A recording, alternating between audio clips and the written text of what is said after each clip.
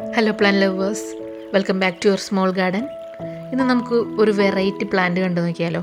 സാധാരണ കാണാറുള്ള നിറങ്ങളിൽ നിന്നെല്ലാം വ്യത്യസ്തമായൊരു നിറമാണ് ഈ പൂവിനുണ്ടത്. നിറം മാത്രമല്ല, അതിൻ്റെ രൂപത്തിനുണ്ട് വ്യത്യാസം. ഇതുകൊണ്ട് തന്നെ കുറേ പേർക്ക് ഇതിന് ഇഷ്ടവുമാണ്. എന്നാൽ വേറെ കുറേ പേര് ഇത് വേണ്ടെന്ന് വെക്കുന്നുണ്ട്. ഇതാണ് വവ്വാൽ പൂവ് അഥവാ ബാറ്റ് ഫ്ലവർ.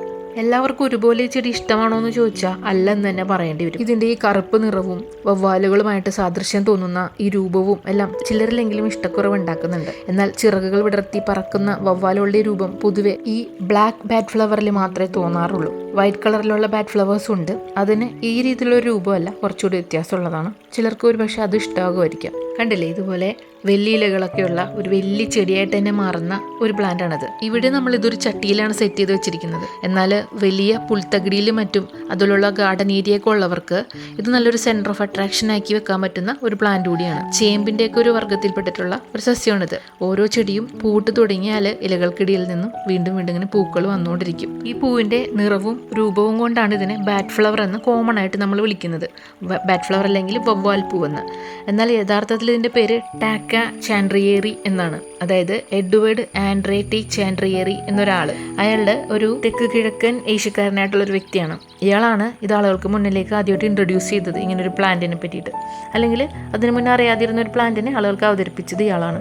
അയാളുടെ ഒരു സ്മരണാർത്ഥമാണ് നമ്മൾ സയൻറ്റിഫിക് നെയിംസ് കൊടുക്കൂലേ പ്ലാന്റ്സിന്, അങ്ങനെ ഇയാളോടുള്ള ഒരു സ്മരണാർത്ഥം കൊടുത്തിട്ടുള്ളതാണ് ഇങ്ങനൊരു പേര്. കാഴ്ചയിൽ ഇത് ഒരു ഒറ്റത്തണ്ടിൽ വിരിഞ്ഞു നിൽക്കുന്ന പൂവാണെന്ന് നമുക്ക് തോന്നുമെങ്കിലും യഥാർത്ഥത്തിൽ ഇതൊരു സിംഗിൾ ഫ്ലവർ അല്ല. ഇതൊരു പൂങ്കുലയാണ്.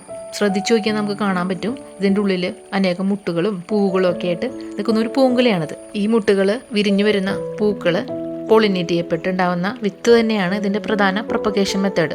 ഈ വിത്തുകൾ ഉപയോഗിച്ച് പുതിയ ചെടികൾ ഉണ്ടാക്കിയെടുക്കുക, അല്ലെങ്കിൽ നമ്മൾ പോലും അറിയാതെ പുതിയ വിത്തുകൾ മുളച്ച് പുതിയ ചെടികൾ അവിടെ ഇവിടെയൊക്കെയായിട്ട് വിരിഞ്ഞു വരുന്നത് നമ്മൾ കാണാറുണ്ട്. ഇത് കണ്ടില്ലേ, ഇതാണ് ഇതിൻ്റെ മുട്ടെന്ന് പറഞ്ഞാൽ ഏറ്റവും ആദ്യത്തെ സ്റ്റേജ് ഈ പൂങ്കുലയുടെ. ഇതിങ്ങനെ കൈകൂപ്പി നിൽക്കുന്ന ഒരു രൂപമാണ്. അത് വളർന്നു വരുന്നതനുസരിച്ച് കളർ മാറി ബ്ലാക്ക് ആയിട്ട് വരും. എന്നിട്ട് പിന്നെ പോളിനേഷൻ കഴിഞ്ഞ് കഴിയുമ്പോൾ കിട്ടുന്നൊരു സീഡ് പോഡാണ് ഈ കാണുന്നത്. ഈ സീഡ് പോഡിൻ്റെ ഉള്ളിലാണ് ഇതിൻ്റെ വിത്തുകളുള്ളത്.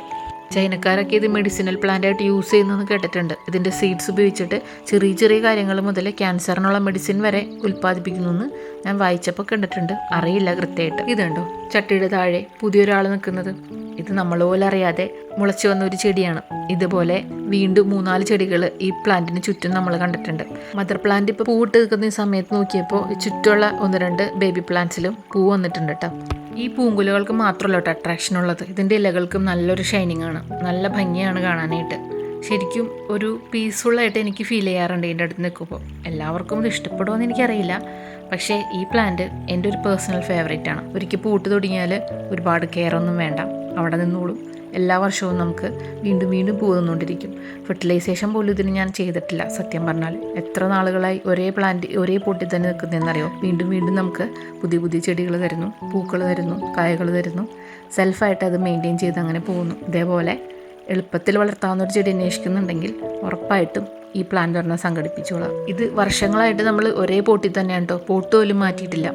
അവിടെ അങ്ങനെ സെൽഫ് മെയിൻറ്റെയിൻഡ് ആയിട്ട് അങ്ങനെ നിൽക്കുന്നു. എന്നെപ്പോലെ ഈസി ആയിട്ട് മെയിൻറ്റെയിൻ ചെയ്യാൻ പറ്റുന്ന പ്ലാന്റ്സ് അന്വേഷിക്കുന്നവരുണ്ടെങ്കിൽ ഉറപ്പായിട്ട് ഇത് ഷെയർ ചെയ്ത് കൊടുക്കാം. അപ്പോൾ okay, happy gardening, see you soon, by.